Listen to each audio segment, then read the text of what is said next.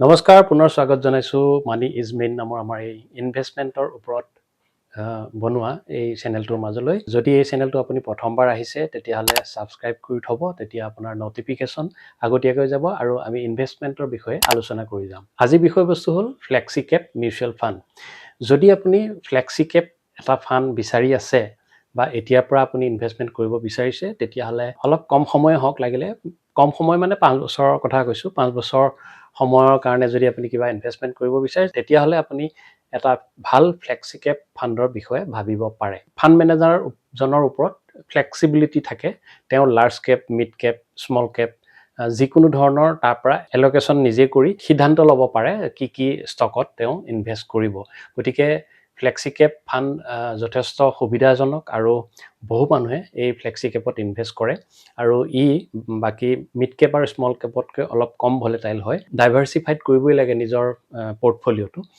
গতিকে flexi cap এটা ৰখাটো প্ৰয়োজনীয় হৈ পৰে আহক প্ৰথমে আমি লেপটপৰ স্ক্ৰিনত গৈ ফ্লেক্সি কেপ কি আছে কেনে ধৰণৰ আছে সেই বিষয়ে এবাৰ চকু ফুৰাই লওঁ মই মনি কন্ট্ৰোল ৱেবছাইটত গৈছোঁ তাত ক্ৰিচিলে এটা ৰেংকিং দিয়ে ক্ৰিচিল ৰেংকিং হিচাপে 5 star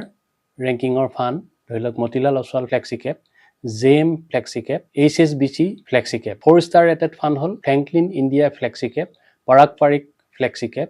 HDFC flexi cap Edelweiss flexi cap আৰু Bank of India flexi cap তাৰ উপৰিও 3 ষ্টাৰ ৰেটিং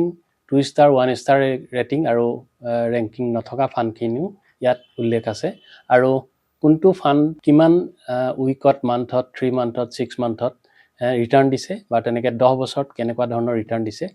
3 বছৰত 5 বছৰত 2 বছৰত সকলোখিনি ইয়াত উল্লেখ কৰি থোৱা আছে তাৰ উপৰিও আমি বেলেগ এটা ৱেবছাইটত যদি চাবলৈ যাওঁ CAGR হিচাপত সবতকৈ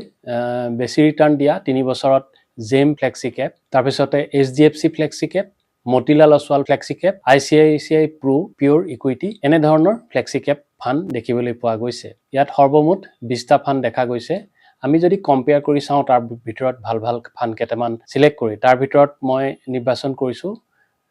পৰাগ Parikh flexi cap JM flexi cap HDFC flexi cap Motilal Oswal flexi cap এতিয়া ইয়াৰ ভিতৰত ভিআৰও ভেলু ৰিচাৰ্জৰ ৰেটিংটো ইয়াত উল্লেখ কৰি দিছে যে পৰাগ পাৰিক 5 ষ্টাৰ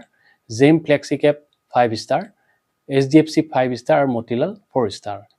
তাৰ ভিতৰত কোনটো ফাণ্ডৰ কিমান এজ হৈছে ফাণ্ড এজটো হৈছে পৰাগ পাৰিকৰ 11 ইয়াৰ্ছ জেম ফ্লেক্সি কেপৰ 12 বছৰ HDFCৰ 12 বছৰ মতিলালৰ 10 বছৰ ঠিক তেনেকৈ AUM সাইজটো আপোনাৰ ইয়াত উল্লেখ কৰা আছে সবতকৈ ডাঙৰ ফাণ্ড হিচাপে আমি ইয়াত পৰাগ পাৰিক ফ্লেক্সি কেপ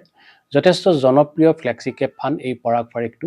গতিকে ইয়াত যথেষ্ট মানুহে ইনভেষ্ট হৈ আছে এতিয়াৰ মুহূৰ্তত যি ডাউনফল হৈছে মাৰ্কেটত সেই ডাউনফলত বিশেষকৈ এই 2025ৰ ফেব্ৰুৱাৰী মাহলৈকে ইয়াত দেখা গৈছে ফ্লেক্সি কেপ ফাণ্ড মই ব্যক্তিগতভাৱেও ইনভেষ্টেড হৈ আছোঁ ইয়াত যিটো মানে নিগেটিভ হৈছে যথেষ্ট কম অন্য ফাণ্ডৰ তুলনাত পৰাগ পাৰিক ফ্লেক্সি কেপৰ মানে ডাউনফলটো যথেষ্ট কম হৈছে ঠিক তেনেকৈ ইয়াত এক মাহত কিমান ধৰণৰ ৰিটাৰ্ণ হৈছে 3 মাহত কিমান 6 মাহত কিমান গোটেই ডিটেইলছ দিয়াই আছে 5 বছৰ ৰিটাৰ্ণ যদি চাবলৈ যাওঁ ম্যাক্সিমাম চাবলৈ গ'লে পৰাগ পাৰিক ফ্লেক্সি কেপতে সৰ্বাধিক দেখা গৈছে 24.95 তাৰ পিছতে HDFC পৰে তাৰ পিছতে জেম ফ্লেক্সি কেপ তাৰ পিছতে মতিলাল অছৱাল গতিকে বাকি ইয়াৰ যিখিনি standard ডেভিয়েশ্যন sharp ratio beta ষ্টেনিঅ ULFA গোটেইখিনি আছে এইখিনি আমি পৰৱৰ্তী কিবা ভিডিঅ'ত আকৌ ইয়াৰ গুণাগুণটো আলোচনা কৰিম কি সেক্টৰত ইয়াত ইনভেষ্টেড হৈ আছে ঠিক তেনেকৈ পৰাগ পাৰিকত ফাইনেন্সিয়েল সাৰ্ভিস অটোমোবাইল তাৰ পিছত জেম ফ্লেক্সি কেপত financial health care service HDFC flexi কেপত ফাইনেন্সিয়েল অটোমোবাইল হেল্থ কেয়াৰ আৰু মতিলাল অছৱাল ফ্লেক্সি কেপত টেকনলজি কেপিটেল গুডছ আৰু ফাইনেন্সিয়েল এইখিনি সেক্টৰত আপোনাৰ ইনভেষ্টেড হৈ আছে পাঁচটা টপ হোল্ডিং ষ্টক এইকিটিও আপোনালোকে বিচাৰ বিবেচনা কৰি চাব ইকুইটিত কিমান পাৰ্চেন্টেজ ইনভেষ্টেড হৈ আছে সেই বিষয়ে ইয়াত পাৰ্চেন্টেজটো অলৰেডি দেখাই দিছে ডেপ্থ কিমান আছে প্ৰত্যেকটো ফাণ্ডৰ সেয়াও ইয়াত উল্লেখ কৰি দিছে তাৰ ভিতৰত জেম ফ্লেক্সি কেপৰ 0 তাৰ পিছত HDFCৰ 0.77 মতিলালৰ ডেপ্থ নাই পৰাগ পাৰিকৰ 19.49 এক্সপেন্স ৰেচিঅ চাবলৈ গ'লে কম বুলিবলৈ ক'লে জেম ফ্লেক্সি কেপত 0.57 গোটেইকেইটা ফাণ্ডৰ এক্সপেন্স ৰেচিঅ বৰ বেছি এটাও নহয় এটো জেনুইন এটা এক্সপেন্স ৰেচিঅত ৰাখিছে খালি এক্সিট লোডটো ফাণ্ডটো 1 বছৰৰ ভিতৰত যদি আপুনি এক্সিট কৰে তেতিয়াহ'লে পৰাগ পাৰিক ফ্লেক্সি কেপত 2%, বাকীকেইটা ফাণ্ডত 1%। পৰাগ পাৰিক ফ্লেক্সি কেপৰ নিফটি 500 TRI আৰু জেম ফ্লেক্সি কেপৰ BSE 500, বাকী HDFC আৰু মতিলালৰ নিফটি 500তে আছে। SIP আৰু লামচাম্পৰ পৰিমাণ পৰাগ পাৰিকত SIP আপুনি মিনিমাম 1000 আৰু লামচাম 1000 কৰিব পাৰে। জেম ফ্লেক্সি কেপত SIP 500 আৰু লামচাম 1000 কৰিব পাৰে। HDFCত SIP 500 আৰু লামচাম 1000 কৰিব পাৰে। ঠিক তেনেকৈ মতিলাল অছৱালতো SIP 500 আৰু লামচাম 1000 আপুনি কৰিব পাৰে। এই ফাণ্ডটো যথেষ্ট ভাল ফাণ্ড, কিন্তু good for medium term. Medium term মানে মই আপোনালোকক কৈছোৱে যে মিনিমাম 5 বছৰ হ'লে বেছি সুবিধাজনক হয়, তথাপিও 3 বছৰো যদি কোনোবা ইচ্ছা কৰে কৰিব পাৰে, কিন্তু তথাপিও 5 বছৰ হোৱাটো বেছি ভাল হয়। ইয়াৰ ফাণ্ড মেনেজমেণ্ট যোনে কৰি আছে এই ফাণ্ড মেনেজাৰ কেইজনৰ নাম ইয়াত উল্লেখ কৰি দিছে। মই ইয়াত বিবেচনা কৰা ফাণ্ডৰ ভিতৰত Parag Parikh, JM flexi cap, HDFC flexi cap, Motilal Oswal flexi cap, এই 4টা ফাণ্ড আপোনালোকে নিজৰ বিচাৰ বিবেচনাৰে নিৰ্বাচন কৰিব পাৰে। এই ফাণ্ডকেইটা যথেষ্ট ভাল ফাণ্ড আৰু যথেষ্ট পপুলাৰ ফাণ্ড। গতিকে এইখিনি আছিল ফ্লেক্সি কেপ ফাণ্ড। ইয়াৰ ভিতৰৰ পৰা আপুনি নিজৰ বিচাৰ বিবেচনাৰে যিকোনো এটা ফ্লেক্সি কেপ ফাণ্ড নিৰ্বাচন কৰিব। মোৰ ব্যক্তিগতভাৱে মই ফ্লেক্সি কেপৰ ক্ষেত্ৰত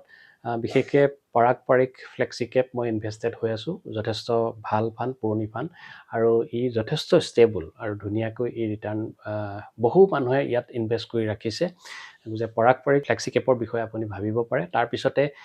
জেম ফ্লেক্সি কেপ অলপ পৰাগ পাৰিকতকৈ অলপ ষ্ট্ৰং, ই বেছি অলপ ৰিক্সি, কিন্তু জেম ফ্লেক্সি কেপৰ ৰিটাৰ্ণটো এতিয়ালৈকে মই ভালেই দেখিছোঁ। তাৰ উপৰি HDFC ফ্লেক্সি কেপো দেখুৱালৈ সেইটোৱে যথেষ্ট ভাল ফাণ্ড। আপুনি নিজৰ বিচাৰ বিবেচনাৰে ইয়াৰ পৰা কোনোবা এটা ফাণ্ড নিৰ্বাচন কৰি ৰাখিব পাৰে নিজৰ পৰ্টফলিঅ'ত। আৰু এতিয়া 2025 মাৰ্চ, গতিকে এই সময়ৰ পৰা যদি আপুনি ইনভেষ্ট কৰাৰ সিদ্ধান্ত লৈছে তেতিয়াহ'লে আপুনি নিজৰ পৰ্টফলিঅ'টোত সময় অনুপাতে, যদি আপুনি দীঘল সময়ৰ কাৰণে মিনিমাম 10 বছৰৰ কথা চিন্তা কৰিছে তেতিয়াহ'লে স্মল কেপ, মিড কেপ আৰু লগতে ফ্লেক্সি কেপ এটাও ৰাখি ল'ব পাৰে, কাৰণ ফ্লেক্সি কেপে আপোনাক ষ্টেবল কৰি ৰাখিব নিজৰ পৰ্টফলিঅ'টো। গতিকে যিকেইটা ফাণ্ড আমি উল্লেখ কৰিলোঁ সেয়া আমাৰ ফালৰ পৰা কোনো ৰিকমেণ্ডেশ্যন নহয়। আপুনি নিজেই তাৰ পৰা এটা ফ্লেক্সি কেপ বা দুটা ফ্লেক্সি কেপো নিৰ্বাচন কৰিব পাৰে নিজৰ পৰ্টফলিঅ'ৰ বাবে। আজিৰ ভিডিঅ'টো আৰু বেছি দীঘলীয়া নকৰোঁ। আৰু যদি আপুনি অন্য কোনো শিতানৰ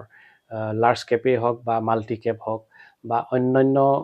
মিড কেপ আৰু স্মল কেপৰো আমি ভিডিঅ' ইতিমধ্যেই দিছোঁ। গতিকে সেই বিষয়ে যদি আপুনি অন্য কিবা ফাণ্ডৰ বিষয়ে জানিব বিচাৰে আমাৰ কমেণ্ট বক্সত যদি আপুনি লিখি পঠিয়ায় তেতিয়াহ'লে তাৰ ওপৰত আমি